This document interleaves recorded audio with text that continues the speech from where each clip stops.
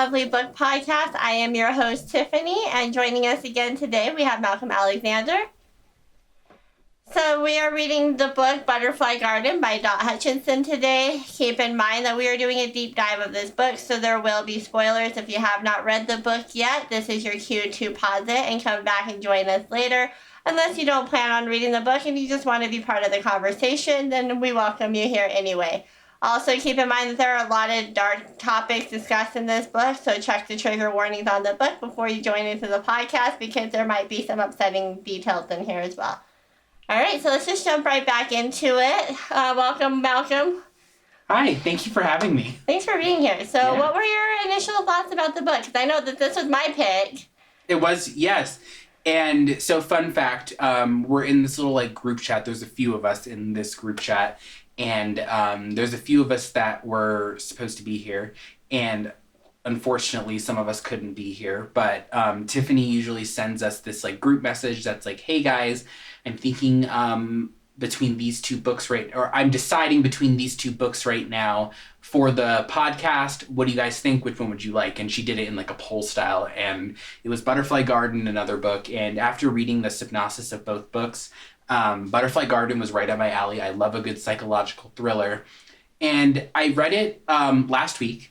And, when I was reading it, it was really hard for me to get into it. If I'm being completely honest, I'd say it took me about 100 pages for me to really be into the book. And it had nothing to do with the plot or any of the characters, but it really had to do with the way that the book was written. The structure. Right, because it starts out in an FBI interrogation room, right? Mm-hmm. And then all of a sudden, you're going back in the past to when this girl's at the garden or when she's at the apartment with those girls when she moves to New York City.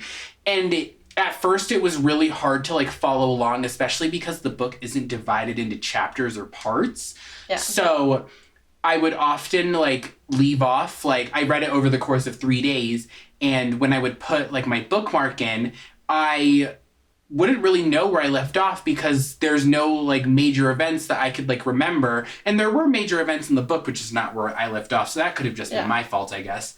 But it was really hard to get into it because of the structure.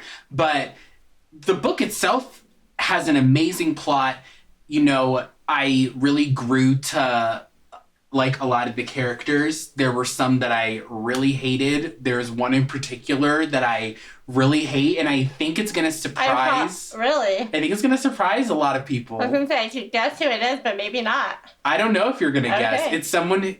Well, actually, we'll have to get to that. You know me, so you might guess it. Okay. But it's someone who a lot of people I feel would and there's characters who I was a bit iffy on as well. I couldn't really tell how I felt about them. So I definitely want to get into the one that you really hate, because I thought when you said that I knew who you were going to say, but now I'm not so sure. So I do want to get into that one. But I'm going to make you guess. Oh, I will guess. But my bigger thing is with this book, there are a lot of characters, and there are a lot of characters that are easy to like and a lot of characters that are easy to hate.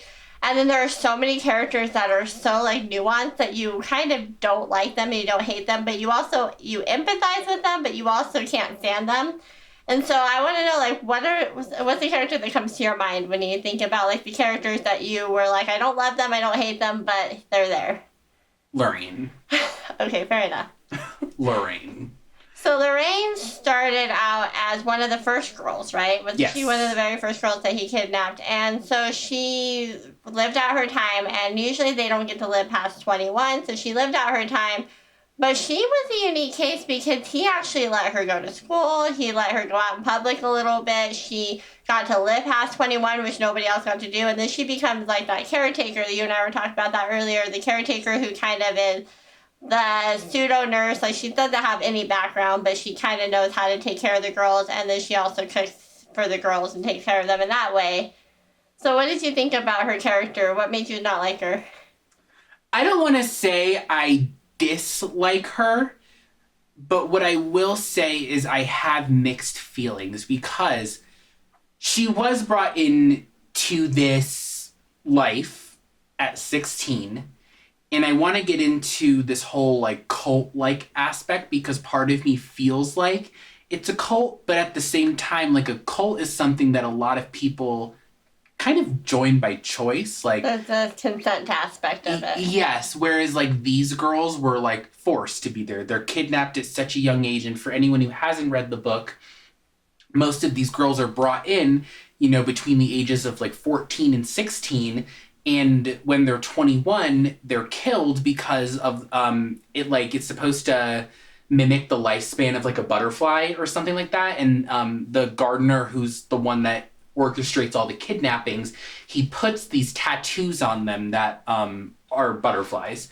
So when they're 21, they are eventually killed, and they're like put like in the walls or something, right? Yeah, and like resin, and they're displayed in like a case. Like the walls are these giant cases of clear resin where their butterfly wings are what's exposed, which is their whole back is a whole tattoo of butterfly wings. Right. So Lorraine is no different than any of these girls. She was brought in at a super young age, but instead of being killed at 21, she was made to be like the nurse.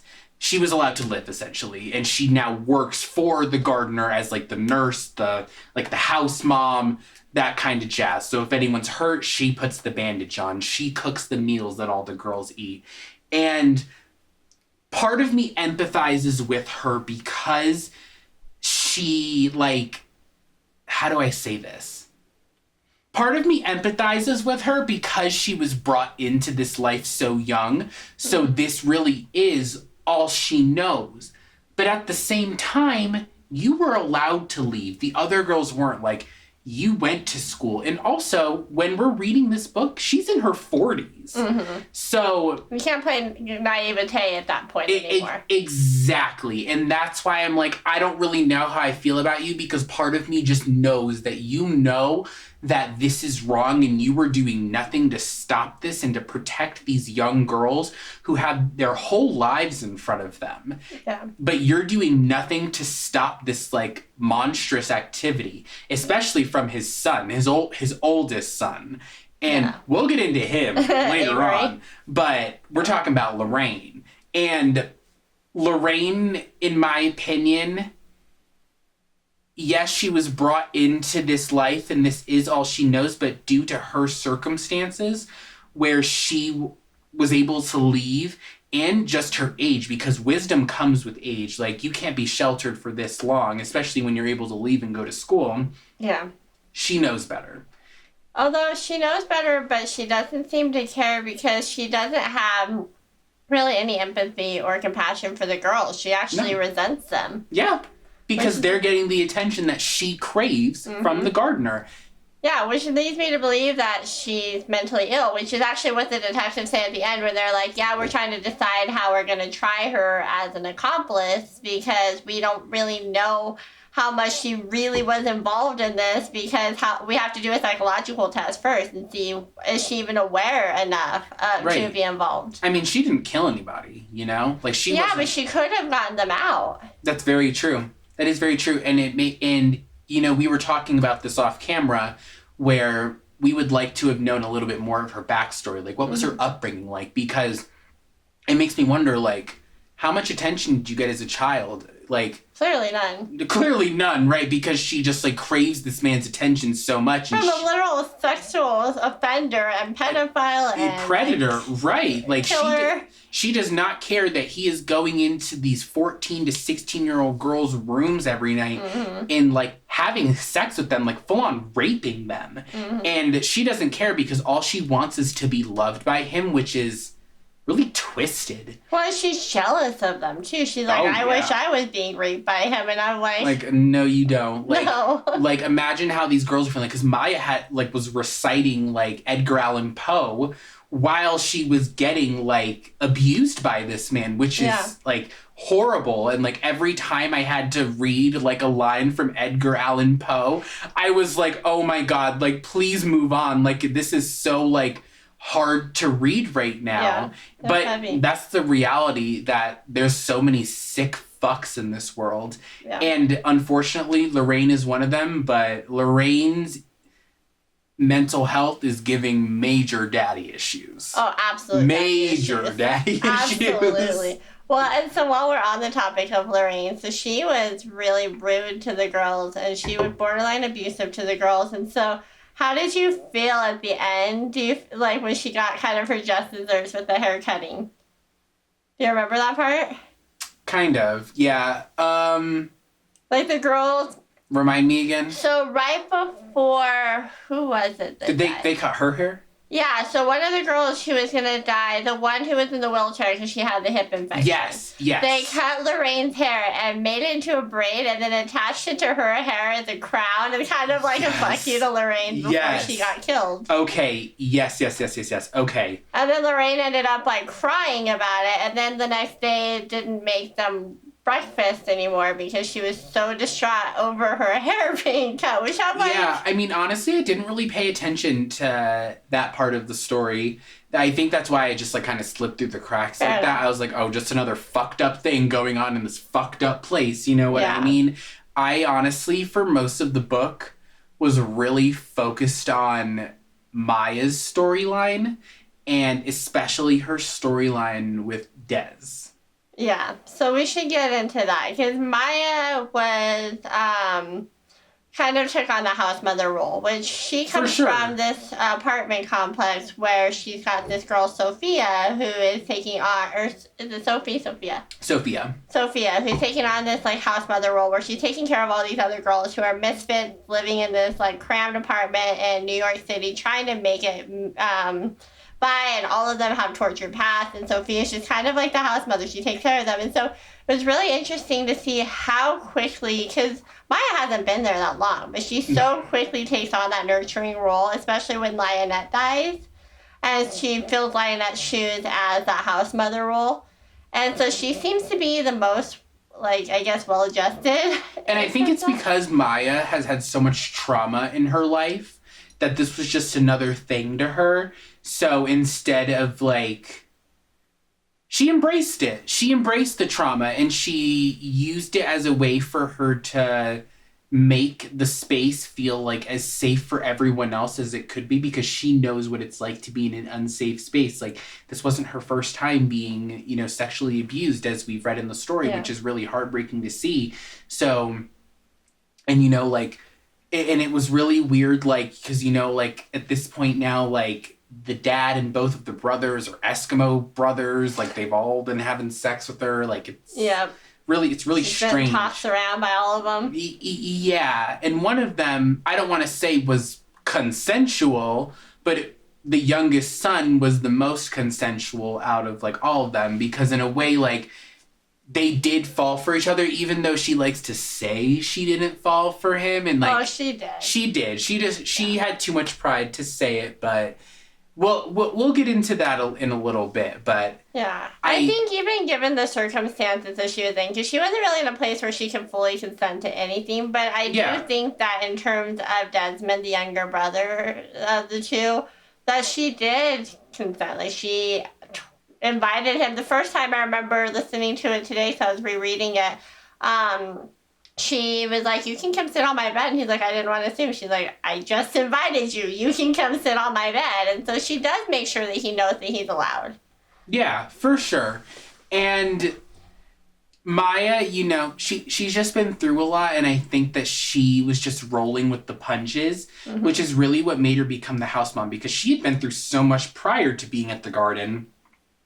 So she's like, I don't give a fuck. She's like, I'm still going to say what I want. I'm still going to do what I want. And there is nothing that you can do to stop me. And I think that's why the gardener particularly liked her the most of everyone, because she had that, like, I don't give a fuck attitude. Yeah. Like, she didn't care. She was going to tell him like it is. If she didn't like something that he made for dinner, she's going to say, this is nasty. Yeah. If she didn't was like, vocal. She stood up for everybody. Yeah. And she truly didn't care. And a lot of these other girls that were in there, they put on fronts where they acted like badasses, like Bliss, for example, like put on this front of like being a badass, but, you know, when the gardener comes around, you know, their mouths are shut. Yeah, they're not standing up anymore. Right. Exactly. And that was really cool about Maya was, and it kind of lends to what the gardener said later on, and I think he said it to Desmond when he was introducing Desmond to the garden, which was that basically these girls have been through so much that I'm basically saving them. And so, do you think that he believes that he was saving them, or like is he delusional enough to think that he was saving them from this crappy life? Because she was living in an apartment with a bunch of other girls and had nobody who loved her or cared about her, and now she's being doted on, right? So, does he really think that he's saving her? Because I think that he might. I think so. I think that when you are that delusional, or because obviously this man is sick in the head, right? If he likes these little girls like that. Obviously this man is sick in the head. And we know that there's a mental illness there. And I'm assuming also because he has a whole family on the other side of that fence, where he has a wife and one son that for a good chunk of the book knew nothing about the garden. Right. That shows he's a liar. Pathological liar. And you know what they say about pathological liars? That when you tell yourself a lie enough times, you start to believe your own lies. Yeah. So he definitely believes that he is saving these girls because he's told himself that enough in his head. And he thinks that when he sees like a girl on the street or whatever, that she just might have this horrible life and he's going to make it better. Like, no, you're making it worse. You're traumatizing these girls for life. Yeah. But he, in his mind, I totally believe that he thinks that he's saving them. Well, especially because he starts to give them like little moments of humanity where he gives them a library, right? And he starts saying like, what kind of things do you want? What kind of things can I add to this to make this a better place for you? And so he thinks that he's building this family for them. And in a way, he's kind of right. Like even Maya says, like when one of the detectives was like, well, they're your friends. She goes, well, some of them were my friends, but all of them were my family. And so he takes credit for bringing together this community of girls and creating this family for these girls who don't otherwise have a family. Right. Perfect case of Stockholm Syndrome, honestly. Yeah, it's crazy. So let me ask you this, and this is a good discussion question, and if you've gotten this far, leave a comment and tell us what you think about this too. Do you, in the audience, think that the garden is a cult? I would probably say no, only for the aspect of the consent piece. I realize that, like, you can't really fully consent to a cult because, like, that's what makes it a cult is that, like, they twist those things and kind of create this toxic environment. So, but they didn't even consent to be there at all. So I think that if there was any kind of, like, hey, you guys are coming from this crappy life and I'm going to save you and come stay here, and then he kidnapped them, then I would be more inclined to say yes. But because they were never even given permission to be there, I don't think so. But it did look like one. Like, they started to create a way to live with the situation there. Like, they found ways to enjoy it, to create comfort with it. And so I can see why it would look like that from the outside.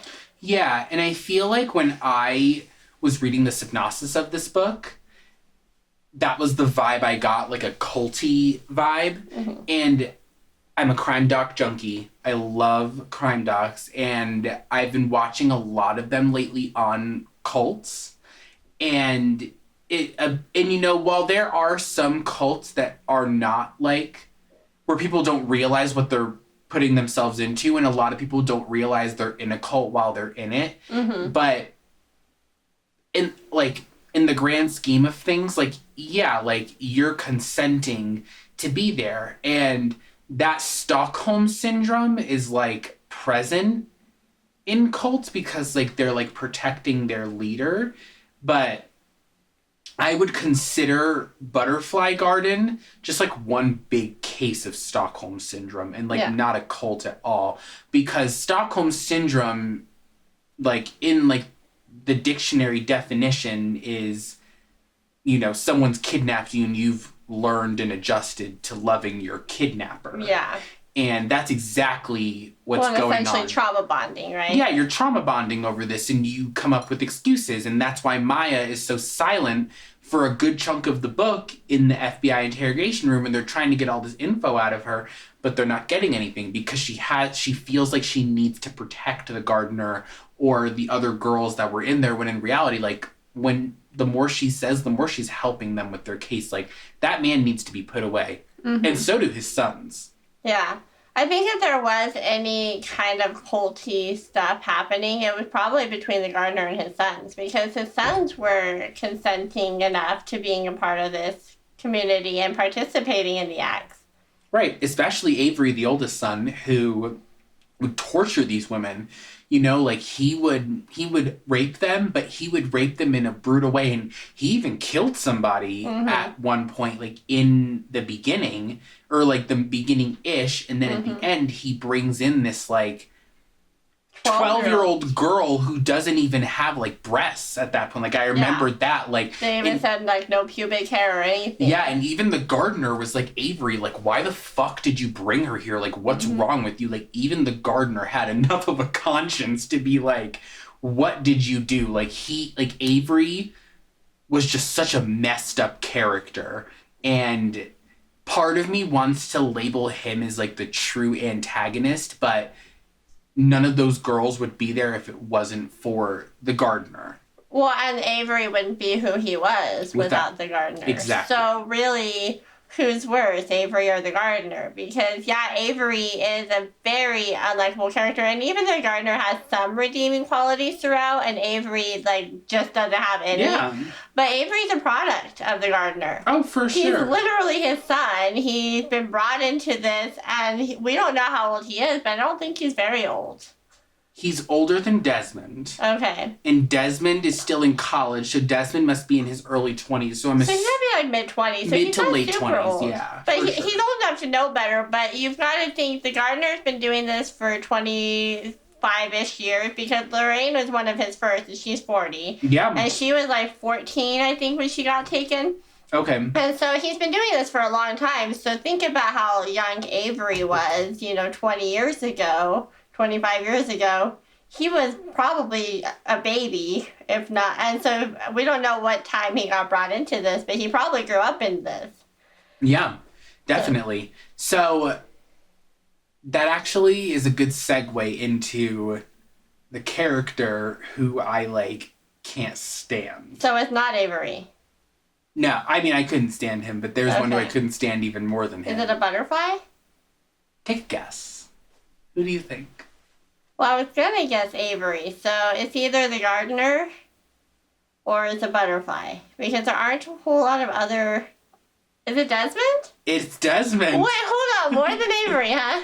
Yeah. Okay, why? I mean, the proof is in the pudding. Desmond... Because he's such a little... baby about it all? He has such a godlike complex, which I just, like, hate about him. Like, at first he was curious and came in and trying to, like, take all of it in, and he's like, why are these girls here? And I'm like, okay, when he realizes he's gonna do the right thing. But why did it take him so freaking long to do the right thing? But instead of doing the right thing, he came to that garden every single day. He would have sex with Maya, and he would leave her trapped along with those other girls in there, knowing that they were all there against their will but did nothing. And Maya even says it, like, a few times, like, you're just as bad as your father, because you are doing absolutely nothing to save us. And yes, he did call the police. Finally. But why did it take you this long? Because you, first off, you wanted to be the hero. I feel like he only did it because he wanted to be the hero. Well, Maya even said he did it in spite of Avery. And to prove a point to Maya. Yeah. I don't think he did it because he believed that he was doing the right thing. I think that he did it in order to prove a point to Maya and to prove a point to Avery, which you saw how that got him in the end. Well, he was mad because he knew that if something were to happen to his dad, that it was between him and Avery who was going to take over, and he wanted to be Avery at it. And so it was, well, if you're going to take this over, I'd rather it be exposed, essentially. For sure. And I have a problem with the fact that you came onto this garden every day knowing what was going on and you waited so long to do something about it. Because if that were me, I would have done something day one. And it's not like this boy is as sheltered as these butterfly girls. He's in college. He's educated. He knows the difference between right and wrong. You saw. And he didn't grow up going into the garden either. No, he didn't. Normalized. No, exactly. He had just found out about it like towards the end of the book or like the middle of the book. Yeah.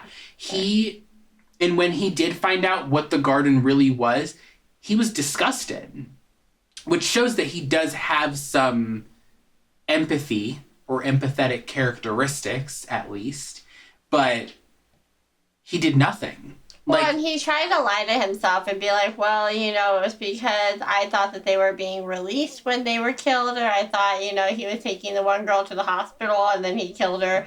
And so he does have a little bit of like plausible deniability in that way, but then also like his conversations with Maya, he's asking her directly these questions like, are you here against your will? And she's like, don't ask questions, you're not ready to do anything with the answers. And he's like, what are you talking about? She's like, well, if you're not willing to answer to the questions, like if you're not willing to do something about it, then don't ask. Right. And that was basically her answering the question. Like he had the answer, he had plausible enough deniability to remain complacent in it. Right. But that was his answer. Was Right. Don't ask me if you don't want to know. In fact of the matter is anyone with common sense should know that when there are a bunch of minors that like are there were a bunch of minors that were in this garden, right? Yeah. He should have Most seen of them walking around naked like all the time. Exactly. He should have known, okay, I should do something about this because this just doesn't seem right to me. Like, excuse me, it's not like his father adopted these children. Why are these children here right now? Yeah. And why are they unaccompanied by their parents? Well, he said that the gardener told his son it was because they were in really crappy living situations and that he was saving them. And so I don't think that Desmond actually believed that, but I think he wanted to believe it. Yeah. Yeah. I think that he had this thing to protect his father, which I can understand, but to a certain extent, because this is when morals come in. Yeah. You know, like, you see that there is something that is so fucked up going on right now, but you're choosing to do nothing about it except sleep with one of the minors that are there. And remind me, is he going on trial at all? Or did he? So he did survive at the end, and they were talking about trying him as an accomplice, and that was actually where Maya came in. She was like, you know, it would have been more humane if, like, I wish he would have died, because at least he tried at the end, and she wanted to preserve his dignity at the end, because he tried to do the right thing at the end. And she's like, and now he's going to have to be tried with this, and everyone's going to know what a monster he is. And so she actually had a little bit of empathy for that. I have no empathy for him. Oh, I agree. And honestly, I don't even know if I believe that Maya did either, because she said that to the officers. But then when we got to hear her thoughts without the officers, when she was talking to Sophia at the end, which...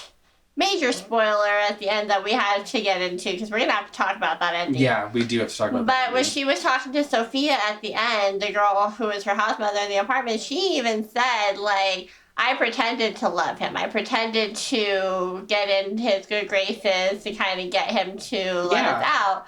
And I don't know that I believe that she fully pretended. I think that there were feelings there. But I don't know if those feelings were necessarily like consensual feelings or if they were more like trauma bonding feelings, because they kind of shared this trauma in some ways together. I mean, trauma does bring people together. You know, I have a lot of friends who, you know, were friends because we went through like the same trauma and the friendship kind of built from there. Yeah. And I'm assuming that that's what happened with her and a lot of the girls there. But my issue with Desmond is that he was a bad person trying to disguise himself as the hero. Yeah. And that's what I don't like. At least with Avery, we knew what we were getting with him. He didn't put on a front. You know I've what had conversations with my husband about this too, where like, what's worse, a overt narcissist, an overt abuser where you know that they're abusive, you know what you're getting with them, right? Or a covert abuser where you think that they have your best interest in mind, but they actually don't give a fuck about you. Right, and that, in my opinion, was Desmond. Yeah, and in a lot of ways, like, covert abuse is worse than overt abuse, because at least with overt abuse, you know what you're getting from it. Right, and, like, how can you walk around and just pretend like nothing's wrong, and then live your life, go to school, you know, and then come home from school, and then go have sex with someone who's trapped inside of this, like, prison, essentially, right, and against their will. Her. Yeah, and then pretending to love her. Because if you really loved her, you would have saved her from the situation from day one. The second you found out that something was going on. That's what I would have done. I would have gone home and I would have called the police on my own father. Yeah. And you know what? Like, that's really sad to say, but if I just don't have a tolerance, you know, I'm pretty sure that's the right answer. I don't think that's sad. It is the right answer. And I'm a teacher, so... that's my teacher brain. Like, if I know that something is, like, going on, like, I'm gonna say something. Like, the children are just the most important things, you know? Yeah. Well, and he did try to hold on to his plausible deniability for so long, in that he didn't directly know what was happening. And he even told Maya, like, he thought that they were just being released back to the public. And he thought, like, with the girl, I can't remember her name, but the butterfly who... Avery raped her so bad that she ended up getting an infection in her hip, and then they had to kill her. And Desmond had thought that his dad was going to take her to the hospital, and then was there when they killed her. And at that point, he no longer had that plausible deniability, and he still didn't react. It wasn't until Avery brought home the 12-year-old girl that he finally was like, okay, this is fucked up, I need to do something. But so even once that plausible deniability was gone, when he participated in the killing, he still didn't do anything about it. Absolutely. I can't stand Desmond. Like, I hated him more than the gardener and Avery combined. That's fair. Mostly because of what I said about, like, the hero in disguise. Like, that godlike complex. Like, you think that you're, like, this great person and this amazing person because you... called the police, when in reality, like, that's the least you should have done. Yeah, that's the least you should have done. You waited so long to do it. Yeah. Like, you should have grown a pair and did it. I don't know. He pisses me off. So then we get to the end, which is the huge, like, twist moment, which is that Sophia comes to visit Maya in the hospital, and Maya is her butterfly name, and Sophia is the real life name of the girl who is her house mom in the apartment in New York. And so she comes to visit her, and we find out that the whole reason that Maya has been driving these detectives, these FBI agents, through this long story, the whole story is her giving her testimony, was because she was hoping to stall to get time to warn Sophia, hey, you gotta leave, because now we find out that Sophia is actually one of the old butterflies, because there have been rumors that a butterfly has escaped, and so we find out that that was Sophia who escaped, and that she was pregnant, and that the person she was pregnant with was actually the gardener's daughter. So that was interesting. That was really interesting. Yeah. I was like, hold on. I said, hold on. Yeah. Let me go back. I actually turned the page back, like, so I could, like, reread that. I was like, is this actually happening right now? I was like, I was truly not expecting that, because, like, in all of, like, the flashbacks to Maya being in that home, which, by the way, she was pretending to be 18. She had a fake name. She had a fake ID. When in reality, she was, I want to say, like, 15 or... Yeah, she was really young. She was young. She was under the age of 18, and she was working at a restaurant, passing off as 18. But, you know, this girl, like, she really looked up to her, and you could tell, like, throughout the book, that she really looked up to Sophia. And to find out that Sophia and her share this trauma now is crazy. And, you know, small worlds, honestly. Yeah, it was really crazy. And that's...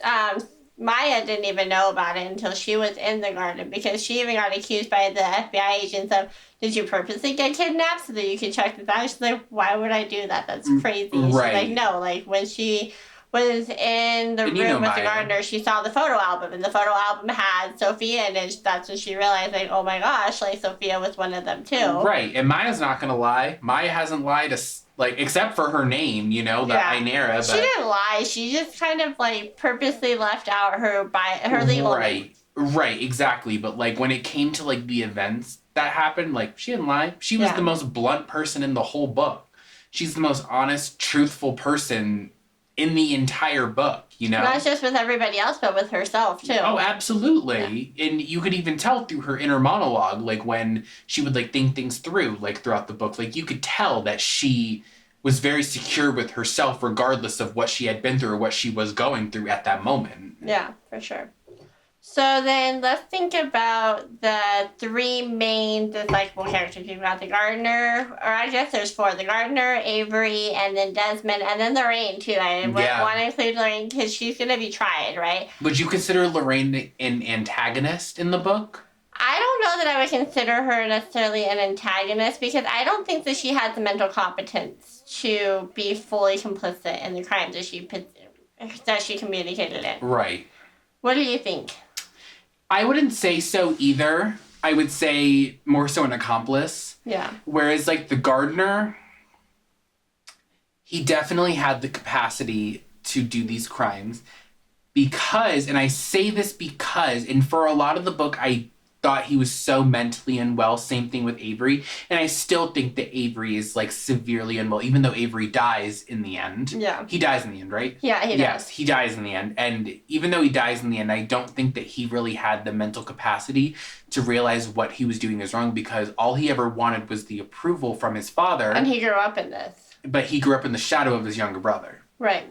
Whereas the gardener, you know, you see that kind of, like, conscience or, like, that morality, like, those morals coming in when the 12-year-old girl is brought in. He's like, Avery, why did you bring her here? Like, look how young she is. Like, and that made me realize, like, he realizes that what he's doing is wrong. Yeah. Whereas, like, for most of the book, I thought that he was so mentally ill that he didn't think that anything he was doing was wrong. But then when that 12-year-old girl comes in, he's like, whoa, like, this is too young for me. Like, you know now. But how could he have known that, too? Because, like, how could Avery have known that, too? Because the gardener is taking girls as young as 14. And he said, like, he tries not to get them younger than 16. Like, that's normally his cutoff.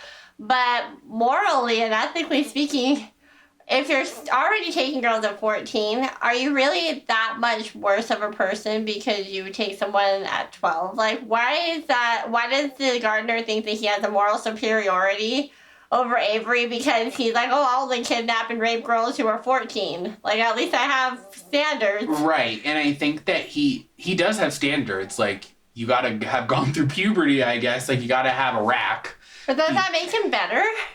No. No. He seems to think it does.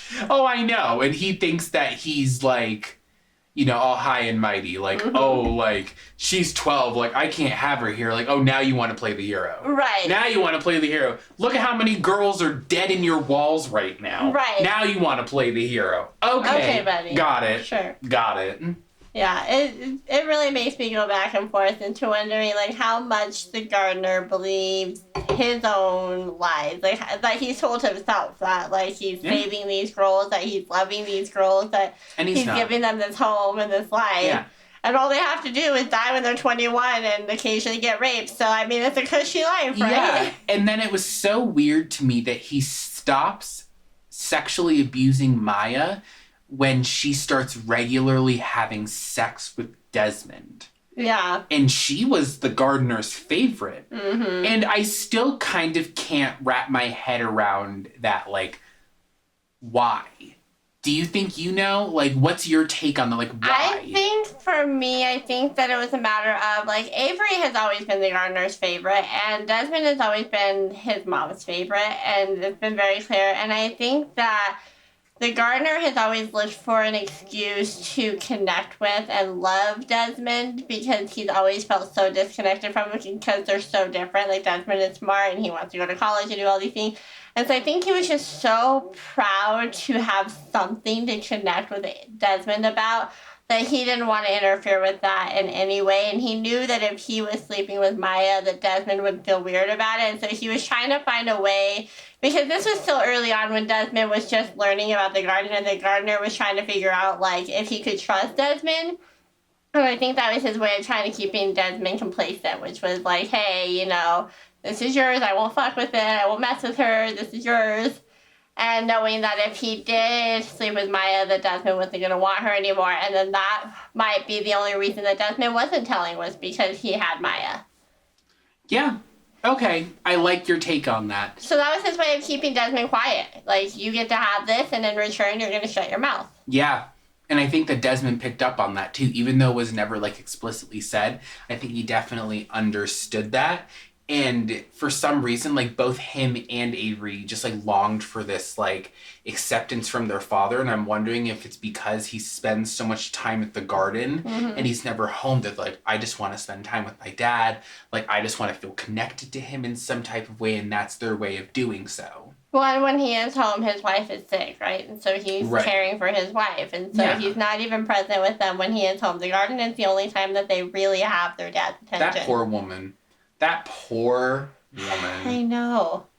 I don't see... How does she not question that he's gone all the time? I think she was too sick to do it. You know, like, fair. He took care of her, and that's all that matters, which shows that he does have the empathy. The empathy, right? That a lot of people might think that he doesn't have.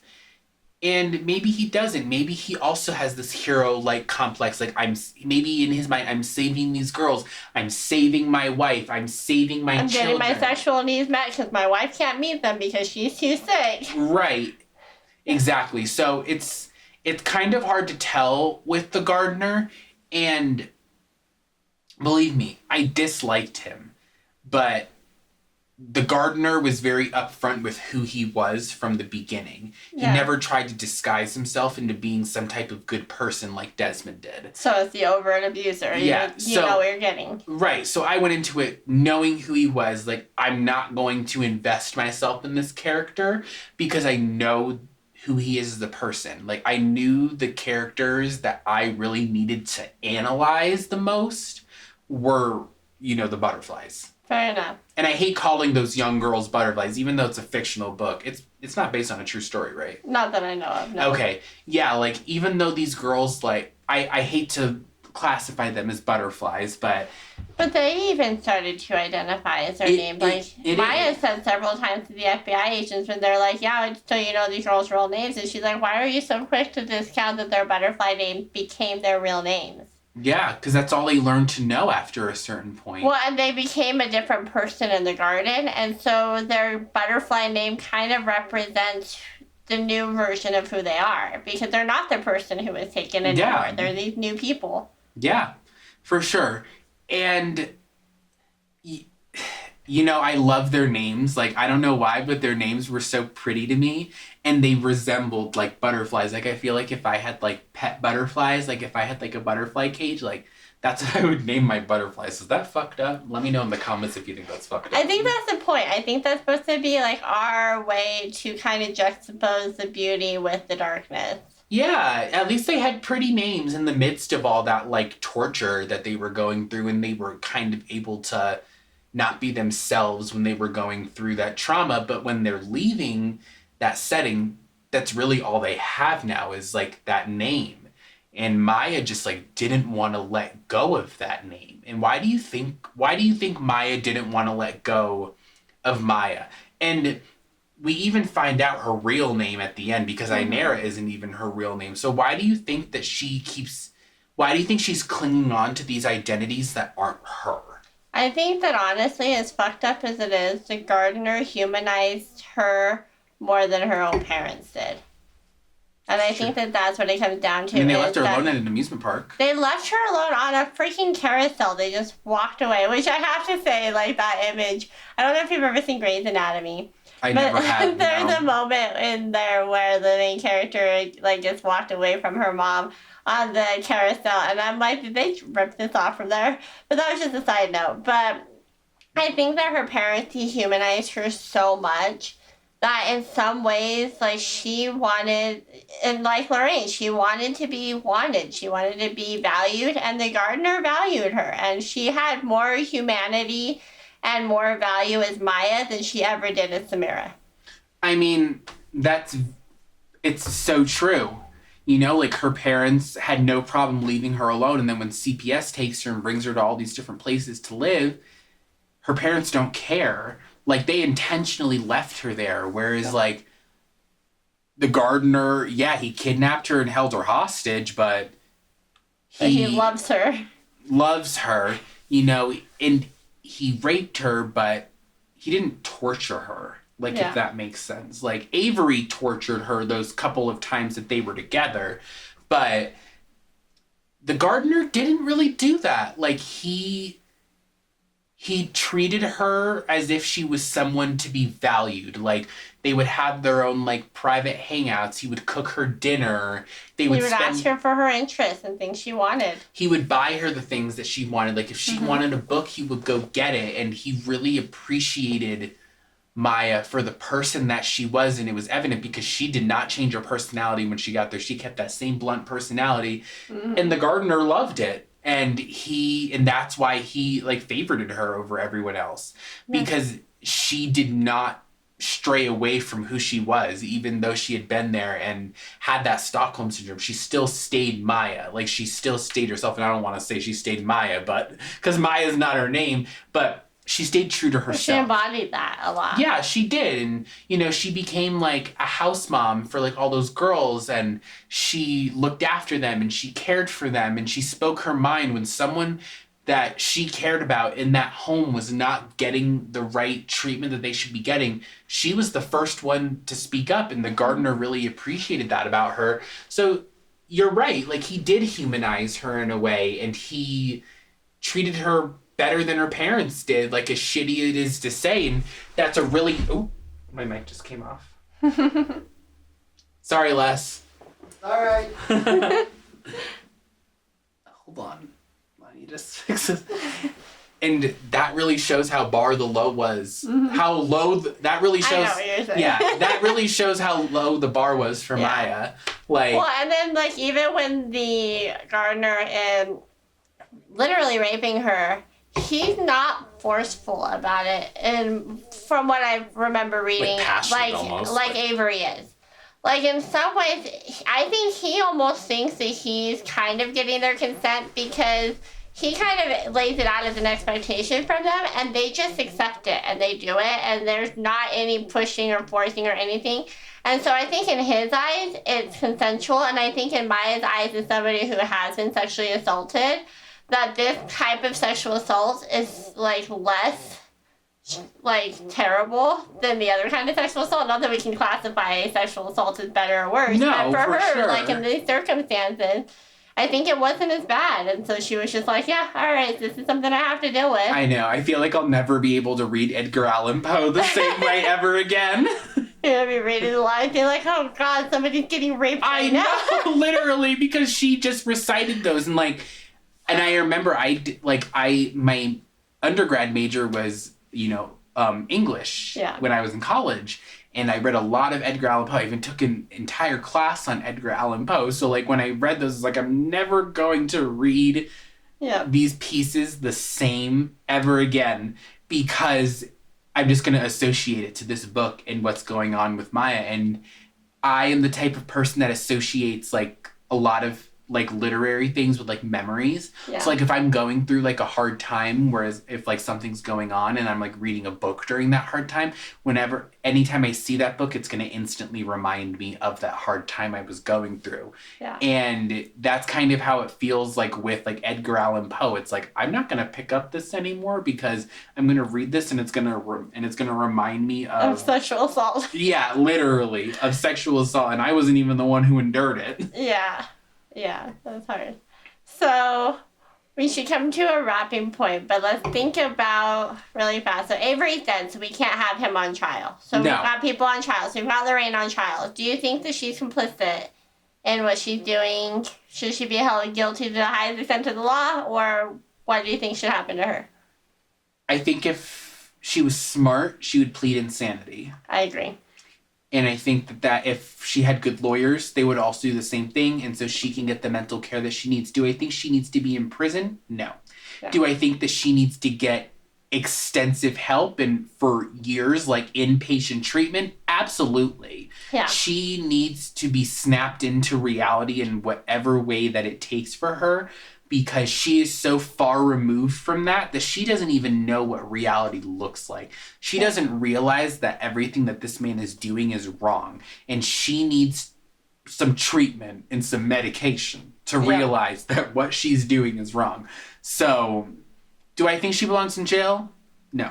Does she belong in an institution and not being allowed to leave? Absolutely.